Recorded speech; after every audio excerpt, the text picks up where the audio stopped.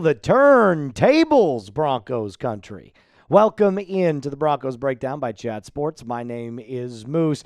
We've got some stuff to talk about because I'm feeling a little vindictive today. Yes, I want that same energy, NFL world. Last night, the Eagles traveled to Lambeau Field to take on the Green Bay Packers in what everybody was calling a defensive masterclass. Really? That's interesting because I was under the impression that when a primetime game looked like this, 10-7, oh, wait, isn't that what the Broncos did? Okay, never mind. I was told that that was an awful football game to watch and that, oh my God, these offenses are atrocious. This game is putrid. And yet the Eagles take on the Packers and now suddenly it's, well, these are two stud teams with great defenses going head-to-head with each other. That's old school 1980s football. ESPN, the NFL world, the talking media heads, they're not keeping that same energy. Not when it comes to the Denver Broncos. Why? Because I remember very specifically going live on the Broncos Breakdown and saying verbatim, this was an awful offensive performance. The Denver Broncos need to look in the mirror. And everybody agreed with me that there are big-time problems with the Broncos offense, and yet why not keep that same exact mentality when it comes to Jalen Hurts, Jordan Love, and those respective offenses? It kind of reminds me of this HR meme. It's almost like, hey, how's it going, good looking? When the guy's a really good looking guy. Oh my God, how sweet. And then that guy comes along and they're like, oh, excuse me, HR, he's being a creep. Nah.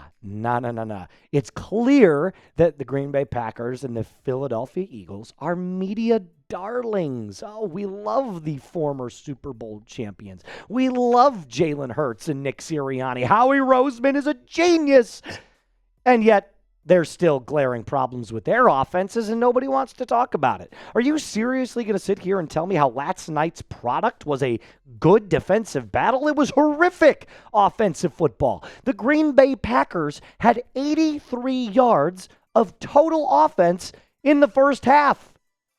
That's despicable. Now, we could go back and forth about the different quarterbacks, and I will, trust me, highlight on Bo Nix versus Jordan Love in this last upcoming game.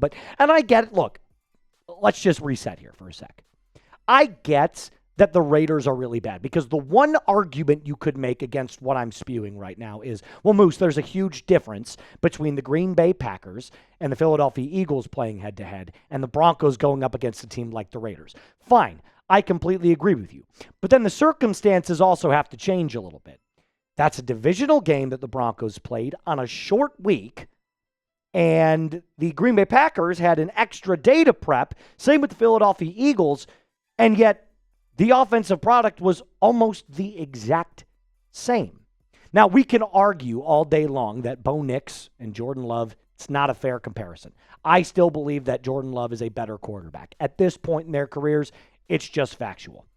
However, let's look at the numbers side by side. So Knicks versus Raiders, Love versus Eagles. Well, the two interceptions is kind of misleading because one of the interceptions that Bo threw was literally off the chest of Troy Franklin. So we're going to call it one interception. One really bad throw from Jordan Love. Bo Nix.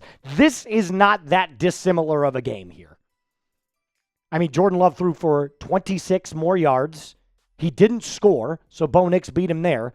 And their quarterback ratings, both putrid. And yet everybody in the media is saying, well, Matt LaFleur's got to get it figured out because he's wasting Jordan Love and this defense is outstanding. This feels like Broncos hate to me.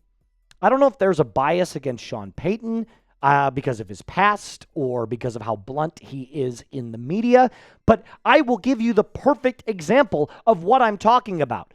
You could go on social media and find it out, but you could also go read an article from The Athletic that they posted just this morning. This came out about 30 minutes ago. Here is what The Athletic had to say about last night's dominating defensive performance. The Philadelphia Eagles were able to rely on stellar play of their defense to buy their offense time in a narrow win over another NFC contender. Those conditions are a luxury. That is rich. Love was flustered for most of the game. He finished 19 of 32 passing for 158, his lowest yardage since week 18 against the Chicago Bears. Now, the 158 obviously coming off of the sacks that he ended up suffering. So they took into account the sack yardages into their passing yards. But I clearly see the bias against the Broncos. And look, I'll be the first one to say, I am not excusing how the Broncos played, but fair is fair. If you're going to give the defense as much credit as possible, you also have to simultaneously say the offenses last night were atrocious. So do me a favor, if you think that there's negative Broncos bias going on right now, hit that thumbs up icon. Now we're going to focus a little bit more on the Broncos again, not any more external teams here, but coming up, 3 Broncos that must show up against the Kansas City Chiefs, because trust me, all eyes are going to be focused on that game. Now, before I get into that, I've got to tell you about my friends over at Prize Picks. The weather might be changing, but the feeling of being right never gets old. So do yourself a favor and download the Prize Picks app today and win cash this football season. I personally love Prize Picks. It takes 30 seconds to make a lineup. It is that easy. But did you know that Prize Picks is the only app that offers stacks? Meaning you can pick the same player up to 3 times in the same lineup. If you wanted to pick the more on Bo Nix's rushing yards, passing yards, touchdowns, you can do that now in the exact same lineup, only on Prize Picks. You can also choose how you play with Flex Play or Power Play if you want the most money. It doesn't matter. Just download the app today. Like I said, it takes 30 seconds to make a lineup. You pick your player, the more or the less on the stat projection. Watch your money multiply. 2,000 times your money this football season on Prize Picks. So do yourself a favor. Download it. Use the code CLNS to get $50 in lineups after you play your first $5 lineup. That's code CLNS to get $50 in lineups after you play your first $5 lineup. Prize Picks. It is good to be right. So I think it's important to at least mention that with the recent news surrounding Alex Singleton's cancer diagnosis, which we never ever want to make light about. This is somebody's life. This is somebody's family member. This is a man, not just an X or an O on the football field. The Broncos will now have extra motivation. It's not that they need more motivation to beat the Chiefs. There was already enough there, but this is the extra motivation. And I think, based off of what I have given you in the last couple of episodes, a plan to beat the Kansas City Chiefs, breaking down the offensive woes, we're not going to do that. We're just going to give you 3 players that must show up. Number 1, Courtland Sutton. Not all of it is on Courtland, right? Bo's got to throw him the ball in order for him to be a factor. But I do want to at least briefly mention that Courtland Sutton continues to impress me outside of the drops that he's had this season. He's having another really good year. He should be on pace for over 1,000 yards, but he is the number 1 wide receiver and yet doesn't even feel like the number 1 wide receiver over the last few games. And again, the numbers still indicate a really good season for him. I'm of the mind that Courtland Sutton, if you were to bring in a player like a Jalen Waddle, or if you were to have a really dynamic wide receiver on the outside of Courtland Sutton, both of those two would see their numbers skyrocket because of the matchups that both of them can bring.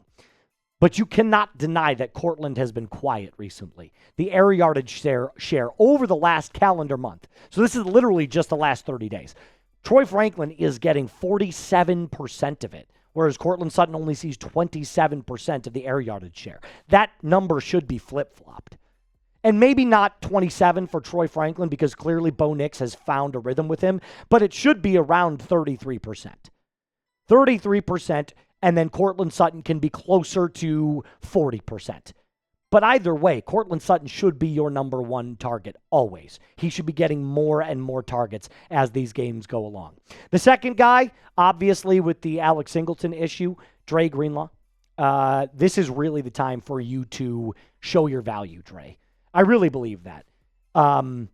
we've seen Dre Greenlaw on this limited sort of deal, limited sort of basis. And now with the most breaking news and not knowing when Alex Singleton is actually going to come back after his testicular cancer diagnosis, now is the time to, again, lean on the players that were leaned upon when Dre Greenlaw was out. We leaned on Alex Singleton when Dre Greenlaw had that quad injury. Now it's time for him to return the favor. And in 3 games, he's done very well so far. 19 tackles, so he's averaging a little over 6 a game, 1 for loss, and an 82 PFF grade. I'm expecting Dre Greenlaw to really show why we're paying him $10 million a year. This is how he shows his value. When the chips are down and now the entire game is reliant on you, the defensive middle of the field is reliant on you, how do you respond? So Dre Greenlaw is definitely going to be in my keys to victory this coming Sunday and will be a defensive storyline, no doubt. Lastly, this one's probably the most obvious out of all of them. Bo, let's just be completely honest. Bo Nix has been up and down. We know this. Bo Nix has been the player that maybe has needed a little bit more consistency as the games go on. But I also think that Bo has enough fortitude. He has enough temperament. He has enough of that chutzpah to go out and win this football game in convincing fashion. We've seen it too many times in the fourth quarter. I just need fourth quarter Bo to be quarters 1 through 3 Bo, if that makes sense. I need the fourth quarter Bo to show up for the entirety of the year. And regardless of the numbers and the charts, Bo still has that it factor. He does. You can't deny it. But I will say this, when he's pressured, his bad throw percentage goes up, and he's one of the quarterbacks that faces the least amount of pressure inside the pocket. His offensive line has been excellent this year. PFF grades it the number 1 offensive line. So if we can see what Bo looks like against the blitz, and it's not very good, what does Bo look like when he's on scheme? That's going to be indicative of how does Sean Payton call the games for him. And producer Reed, do me a huge favor. Explain real quick to me where Bo Nix lies on this chart and if this is indicative of where Sean Payton is kind of calling the game. Oh, he's almost dead nuts in the middle. He's right there, right above that little Cleveland Joe Flacco and right next to Jaden Daniels. So you can obviously see that part of this is due to Sean Payton's scheme. Part of this is due to Bo Nix's inconsistency. We have mirrored the two of them together. They both need to come together, join themselves at the chalkboard, and say, how do we figure out the right game plan to take on probably the biggest opponent in our division right now? And I say that only because the Chargers, even though they're winning football games without their starting offensive line, with their offensive line basically in shambles, I don't think they can sustain this kind of football. I don't. So, Bo knows the pressure's on him. Sean knows the pressure's on Bo. They've got to come together as quarterback and head coach and deliver a solidified offensive game plan. I personally believe that means taking the ball out of Bo's hands a little bit more. Let him throw 27 times a game. Give J.K. Dobbins the extra 5 to 6 carries and just see where it goes. See how it works. Can you control the game on the ground? That is how this is going to work. So those 3 players are the guys that I believe are must shows up this week. But if you had to answer this question for yourself, get down in the comment section down below for me. What player has to step up most against the Kansas City Chiefs? That's going to do it for us on this first episode, Broncos Country. Don't worry, we're coming back later with more deep dives, more analysis surrounding your favorite team. Mile high salute. Be cool.